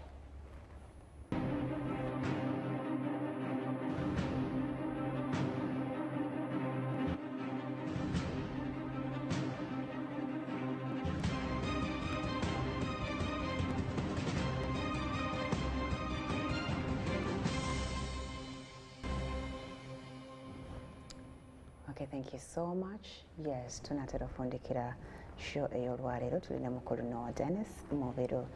Mu feedback yammwe waliwo omuzadde agambye thanks for the show. My 12-year-old girl introduced me to her boyfriend. I was left speechless. What can one possibly do about it? ebyali bitiisa bazadde baffe ne babanga bakukuumira omu balaba tebaagala anything kikubuzaabuza or anybody akubuzaabuza. So a 12-year-old obwongo bwe bulowooza ki to even think about a boyfriend, having a boyfriend and even have the courage to go and tell their mother. Nyawo. It is an unfortunate situation, but it is the reality. Ate nga era omwana ajja kutuuka atandika okwengaginga in such things afune relationships ezo naye amanyi when to do that. I think first point is starting point is accept it. Ayino kikumalamu amaanyi ng'omuzadde kikukuba soko kulinge then tokiteeka mu busungu. Starting point tokiteeka mu busungu. Kiba kyava ku kisa kimutendeka. Kuba tetumanyi history yaabwe ya family kuba history matters a lot tetumanyi babaze nga babyogerako tutandikire wetukituzaayo ku bino movies ze balaba bye balaba ku mutimbagane what they talk about with their friends ku masomero kositogenda bakugira mwana kigwayogera naye you can't. Nizo zibayita children zichano kubeera ogenda okusangamu bo 11 years balina boyfriends 10 years mumbozi you want to manyi but that's some movie bakola entertainment. So how do we make twagenda tutandikire mabega when these people are watching these things do we tell them that that's a cartoon? Remember you all tolina waka for the bigger part of the day. You're not at home, you don't know what they're watching. Yes, and have you taken trouble to tell children that these movies are acted? They are not real life. Kuba abana mne jisinga basanga it is real life. Yalabye ku children zi channel it is real life. And kati abazadde abo ba distracting irango omwana nga talina budde bulowooza ku ebyo. Talina budde bulowooza ku ebyo. Lwakubba it is something very hard to do. Ogenda kulaba bwogezako kukola kino ate olina kyokosa side. I remember my parents tebaatuwanga na mwaganya kulowooza ku ekyo. Bakugira ku ssomero gye bakututte besanga nga lyabawala nze nasomera mu girls school all through from senior 1 to senior 6. But those were the days. Ne bwe banzijayo ne bantwala mu community nga n'ebya relating musango oguyinza okugobya. But awaka mwalina amasimu ameka? Ate twalina amasere ebyamasimu gaali g'amaanyi mangi. Now technology has changed. Exactly. So it is challenging. Ate neyo ne bajja ku university omukazi omukulu at my age era ne bajja lesebo ne balaba nga bafaayo. Kuganga nabo tebakuwa mwaganya to think about a boy omulenzi agenda kuŋŋamba kyagenda kumukolera kyekyo ekyamaanyi. Kati baali tebeetaaga na kukubuulira ku bya mulenzi during that time.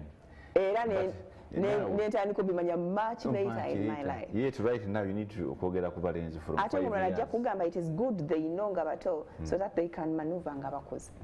The changing trends they are the ones bringing that. Kululi baita kyetaaga kikugamba paka ku university. It was normal for children to be at university. You are marrying from university, you are marrying a virgin. Even both boys and men and girls it was. Now things have changed. bw'oba vaniliyo oli mulalu tokyatunda. Now, should we tubireke bulesinga bwe byali? Tetusobola. So kati nawe olina kukyusa. Kati ono yamulaze omulenzi. The first thing is obutayomba naye. Okusooka okumufuula mukwano gwe.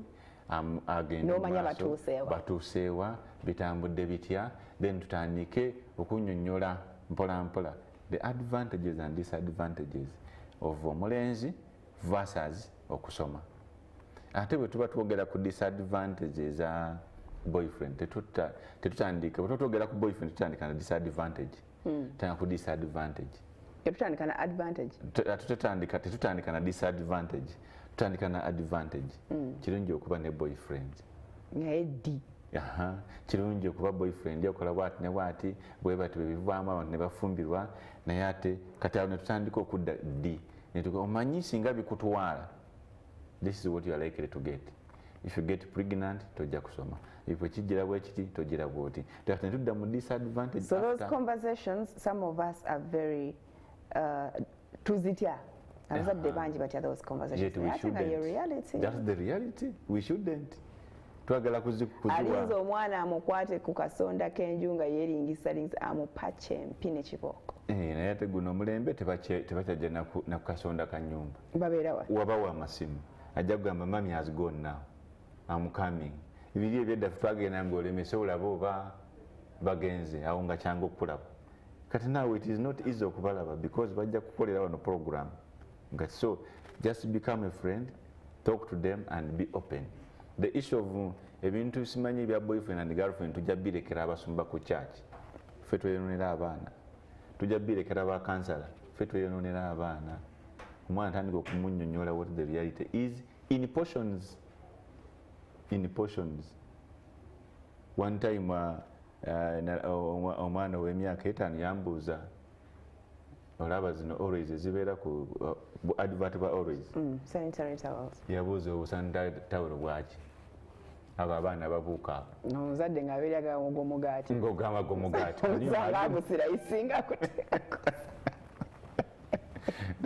So you find the portion to tell that child, not all of it but the portion according to that person. Bagezi. Gwe munnyonnyola nti ezo baziyita sanitary pads naye ziba z'abawala after 12 years era bwituuka tuzirikuwa. Fine, ayinza bw'abanga atali kini yajja kumanya this is for 12 years ajja nakugenda mu maaso nnyo. Ajja nagenda mu maaso. Bw'abanga alina kyeyawulirako era ajja kwongeramu nga naawe olaba bw'oyongeramu. Ajja ayongeramu nga naawe olaba bw'oyongeramu step by step. Kati oyo omwana alina mutandikako okumufuula friend amanye ekitandikira. Most of those entertainment programs zirina some of those scenes. Ne bwe ziba tezigenze wala those scenes are there. So omwana akulanga nga ali inquisitive buki buno. Buki buno. Obalaba nga bali emotional bambi bichi. Basanga Akawungeezi is so sweet. They want to experience that. That one. Ate kitufuukidde kizibu to stop them from watching TV. That one you will not stop. It's almost the only entertainment there. Yes. You will not stop. We just see how to work through it. Kuba ate gwe bwonna mugaana, you are creating a situation y'okulimba. You are creating liars in the future. Banafuna nga muko chance ogenda okugira bajja kugamba ngenze kusoma bitabo. Ngenze wa gundi wali kuwa anti kugira bwete kumba agenze kulaba. So it is better to go in. Kati mukwano gwaffe yatandikirawo. Then agende ku advantages and disadvantages. Alaga omuntu nti bw'otasoma nebyo bivaamu. Omuvubuka ono talina gyakutwala mukyali baana bato temunaba kutegeera so naye byakola byakito naye ate kuwe omwana wa 12 ennaku zino baba bagenza mu period. You do anything funny pregnant and then ovudde mu ssomero ojja kubeerawo tewalina ajja kukuwasa kugawo omutere w'embeera ng'emutiisatiisa naye ate nga tomukambuwalidde. Yes, emuyigiriza bring personalities omulage omugambe leeta abakyala abakoze ebintu bano anti tubalaba bulabi ne tubivaako. Teach children. Bw'olaba ne abasawo tukozesa ani Dr. Sabrina mutera okumuleetako wano. Bw'olaba ng'ali ku TV gamba omwana you see that's a lady she studied. Kati bw'atuula awo omutwalira omwana omanyi nti bwe nkutwalayo nga tannakukwatako akubuli ekikuluma ajja kusimalinga yes how yasoma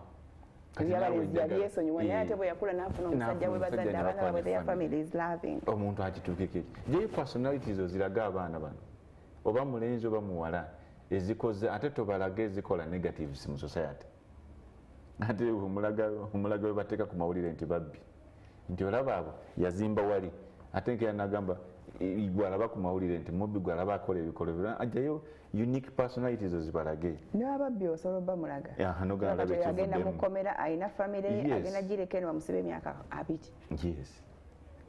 omulage bano bebakolako mu justice ono muzadde we yali weringa omuwerera yagaana okusoma tayagala kukola so he has ended up in people's homes agenda kufa so they learn these things muffe kyokubazza eri esaawa yonna mugende ku channel yammwe mugende ku channel yammwe bayite babagambye nti olaba Farid oyo ali ahostinga gundi eyo singa teyakola bwati ne bwati ne bwati tiyandibadde mu program naye ate togenda va mu bbango kimugamba akiwulire that bond and relationship between the two of you eteeka kubanga eri strong very strong ng'akukkiriza mu buli kyoyogera. That is very true. I think for Abazadde sometimes we copy what other parents do to their children or for their children without knowing how they manage them. That one, and it is very common in Uganda. Kiri ewoli kye njagala okuleeterwa wange. Kirabula bye tukola bino. Birthdays una tukopa bukopi. I must. Waliwo neyankubira essimu nagamba njagala kukolera mwana wange birthday naye siri bulungi financially. Toyinayo mikwano gye giri in the baking world onsabireyo cake. You can imagine borrowing for a birthday? Noyingira mu mabanja for a birthday. Sigwe nabanja otuma munno agende abikolere. You are entering a mabanja. So kati mukwano gwange oli because mukwano gwange. Kati nze birthdays abaana bange wezinatuuka. Era nga nzirayo nga nsaba. Because we are copying. We want it to be at Serena in the gardens. We want it to be at Sheraton in the gardens. Because yet you can't afford. If you can, it is okay. If you think you can. But also take a move. Is it worth it? To take a pressure. Yes. You can, but it's not worth. There's a difference between wants and needs. If you just want something, then you don't have to be forced to buy it. But if you need it, abaana abalala abazadde bakibakolera, which is okay. Naawe mwana wo don't let that day go by just like any other day. But love tebagiragira mu bintu binene, even the smallest of things. Nti tugenda wali tukuleyo kakeeki kaffe ka mitwalo 3.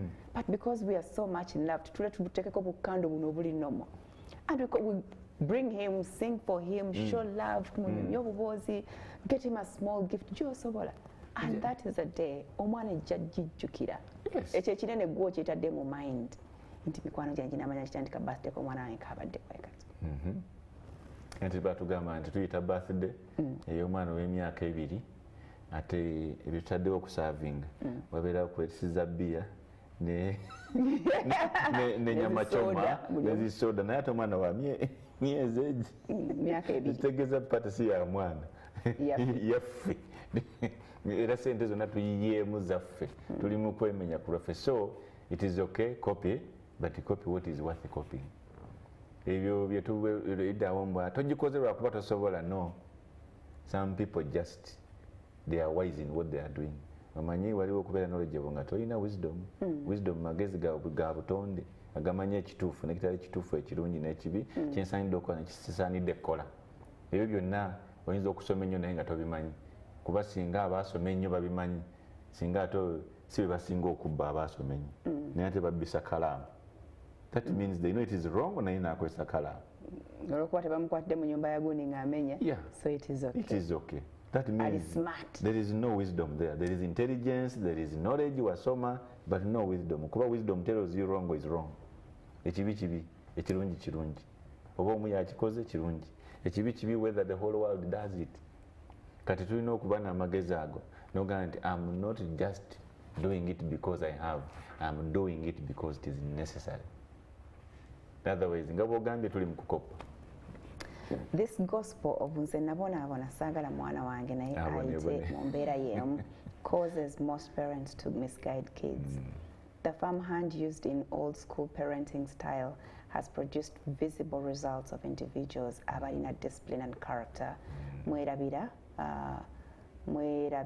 Mwerabira nti nno kids continuously grow tagenda kubeera baby paka last and omwana makes you very proud mu bukulu. Thanks for the show. Nchiddemu this gospel of nze nabonaabona saagala mwana wange abonebone ayite mu mbeera y'emu causes most parents to misguide kids. The farm hand used in old school parenting style has produced visible results of individuals abalina discipline and character. Mwerabira nti no kids continuously grow tagenda kubeera baby paka last and omwana makes you very proud. But I think that thing was missing. Abasinga obungi bakikwata bubi nabonaabona mu buto saagala mwana wange abonebone. There is a difference between suffering. Yes. That is why your life is better. Now. And there's a difference between suffering and discipline. Ate tetugamba nti omwana olwokuba ali mu mbeera nnungi kati ajagalale. Yes. You are now removing discipline. Embeera gy'oyita embi lwakuba wakola emirimu mingi nnyo wasenya enku n'ovaayo ne ugenda ku luzzi wali oyigiramu emirimu. Tagenda kusenya nku naye mugamba akumesigi. Kati okwe kubonaabona kuba gwe kati ukuli wali osenya nku kati olina amanda mu nnyumba then akumesigi. That's what we are saying. Naye gwe n'ogamba omwana wange takwata mu manda nabonaabona. That is not true. Gwe wali oyera na lweya waka. Bwe wasenya enku wafa. Wafa. Wali oyera n'olweyo ennyumba n'oteekamu mada and whatever. Mulimu ya tiles asiimula ennyumba. Okusiimula is not okubonaabona. That's what we are saying. Put the discipline and the hard work into the person. Tetugambye nti muzeeyo mu kyalo ate omusuze wansi ku mukeeka kuwasulanga gwe wasulanga ku mukeeka n'oguzinga kati asula mu kitanda naye era omukozi yayala obuliri ng'omwana from 5 years and above. From 5 years and above omwana tekeddwa okwala obuliri tajja kubwala bulungi abwale otereze. Yes, ojja kutereza waganye naye ng'ayale obuliri. That's what we are saying. So there is a difference. Uchikofuna bubi musagala abonebone. Do not remove discipline from it. Just do it from the level where you are. Yes. Okay. Who is saying most youth use drugs? How can we find out or prevent it in the first place?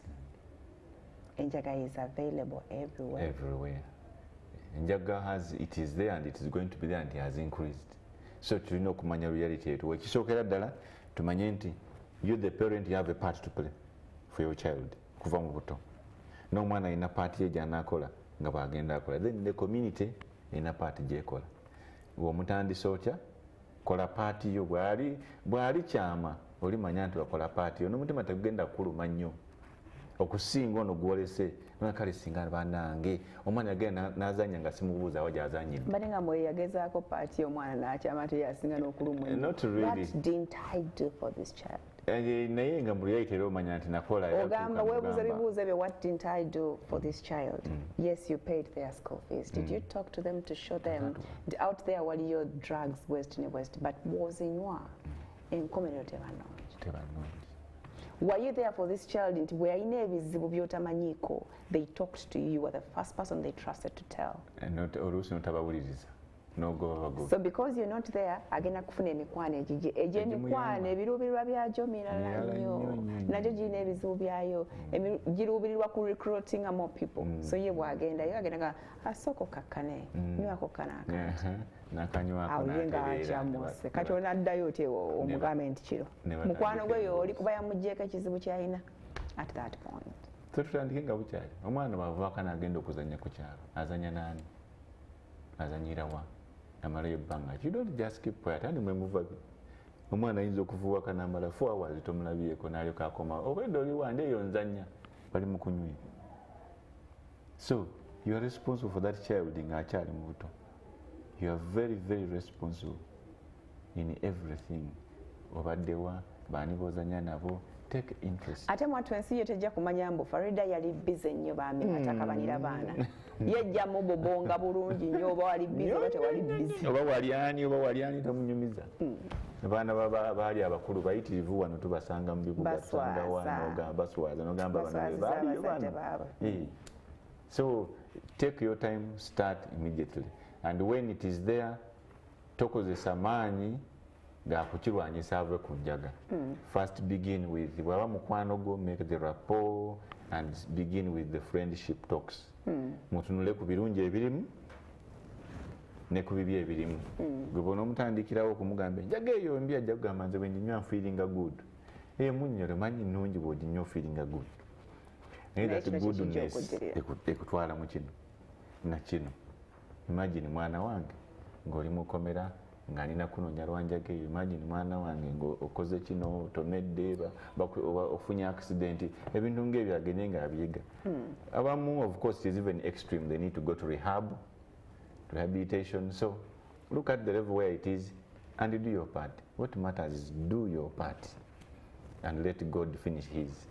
Kimberly from Segukwagamba, my daughter is 6 years, but whenever she fights with a friend, she asks me what it takes to take a fellow kid to police. How do I eliminate this police thing from her? Bambi yamanyi jamateeka wali abagonjola ensonga ningamulaba ku police ne munne. Yewe alina okukyogeramu mpola mpola. It is true batwalayo ku poliisi, alina okumuyigirizaako ku poliisi batwalayo bafaanana batya. Kati omwana omuto bamutwalayo bamusibira wa era bamuvunaana ki. Era bwe yakukubye kukiriwa kyogamba nti kigenda ku poliisi mwabadde muzannya kuba olina okubanyola abaana. These things happen, they are accidents. Muzannye bulungi, munayinza okukuba nga tagenderedde. Bw'aba agenderedde mubeera ku ssomero tero teacher nti ona yakoze kino nakino namugambye bwenti ne bwenti. Oyinza okusooka n'omunyonyola nti munange bwoddamu okunkuba ngenda kubulira teacher. Bwaddamu bulira teacher. Teacher bw'aba takuyambye come and tell me oba tell the headmistress. Kwegamba tugende mu steps ezo mpola mpola. Omwana amanye nti bwabaawo problem eno, where do I go to first? And if they don't, what next? Kuba omwana omugamba nti wabaawo ekizibu bulira teacher. Mugamba teacher bw'aba atakikoze tell me. Tokikomyawo kuba naabulya teacher n'atakikola ajja kuddamu abwe teacher n'atakikola akuveeko. Wabeewo n'ekituuko ogambe nti nga temwaŋŋamba. So omwana mukole omukwano ogwo amanye nti not everything goes to police. Ate ebimu biriwo accidentally. Mwabadde muzannya nga mudduka mu kisaawe muno n'akwekoonako accidentally. Omusonyiwa. So next time be careful. Mudduka bwe muti ne bwe muti. Bit by bit. It will not be excellent, but bit by bit. Ne bwana atuuka mu maka ge musajja amanyi poliisi yegonjoola ensonga. Ajja kutwala omwami oba omukyala mu poliisi. Munyambe ku musajja oyo. Parenting lately is very tricky. Most couples, it's very tricky since most couples or people are all working parents. That is true. Back then, a child used to belong to the community. Now, a community has less on authority on the child. Also, overprotective parents raise the best liars. Kubanga n'omwana yeetaasa gy'oli. Yes. Asobola okuvaawo. Okufuna freedom ayina ku. Kati abeera ayiiya we mugambe ki? Mugambe ki? Ekyo mulina okiwanyizako bazadde bannaffe. Don't stop being overprotective to the children. Bajja kukulimba kuba bakula. So reality ziri bbiri nti omwana alina okwediscoveringira, but also ensi gy'ayagala okudiscoveringamu nayo si gyo asobola okwesiga. So do your guiding part until that time when wanaasalawo okugendera hole nga ye Farida ali ku lulwe. Emanyi oba yakubako maama kitulubira ddala ekyo kiwulira. But ajja kugenda tolina kyakwetesa reality. So tukola paati yo manye ensi yo naye nga kyetuba tetwerabira kusabira baana baffe. Tubasabire nga bwe tukola. Kubasabira. Amanyi eriyo okusaba okukwaleeta obuzibu. Buli kimu, even the guidance n'ogikola. Omwana n'atandika out completely different. Kirwaziza abazadde zi pressure, kirumiza abazadde bangi. Yeah. Incidentally, prayers alone do not work. But guiding with prayer, guiding your child with prayers is what works. Kuba eriyo abalese principle ya prayer yereesa obuzibu. Ne mu kukola emirimu. There are only two principles of making money. Two like this. oli ajja kuwoza politics we n'ebirala. There are two. You either sell or buy or offer a product or a service. You have to work. That's the only way of to getting make money. is work. Prayers not bring money. But you do those things with prayers. Yeah. Naye gwe nina okeera oli mu kusaba tusabira abaana bavemu simanye emizimu babaloga. Eriyo eri amadiini agayigiriza abantu okuloga. Oba okuloga bakujjawa. Eddiini gayigiriza okuloga. Tusabe bakuloga gwe yensonga lwaki omwana ali bw'ati bamuloga. Ati amadini buli kimu ekijja mu bulamu ye neekwasa bandoga. Enzo ne bwe nnaagenda okukola waliwo omukozi gwe bafunidde maama wange yazze bulungi kukola bwe yatuuse n'agamba basisita bange bandoga buli muntu gwe nfuna nga nkubwa ebirwadde. Maama wange yabijubiza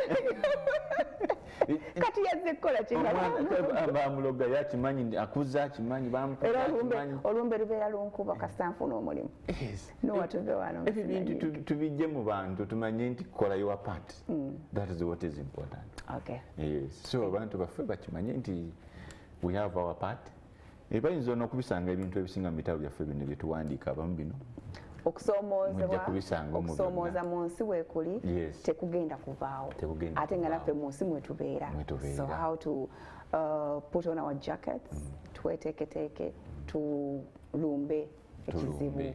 Abantu bangi eyo bakolera eyo kati nga eriyo eri association gyemanyi bagiyita AAYP bakola nga zi seminars zino ne mbatumiddeko bana nga ba AAYP ne beeyigiriza ne bayita abantu bannange tukikola tutya. Everyone needs guidance. Yes, nawe muyinza okikola Thank you so much. All right. Until tomorrow. God bless you. We love you so much. Bye-bye.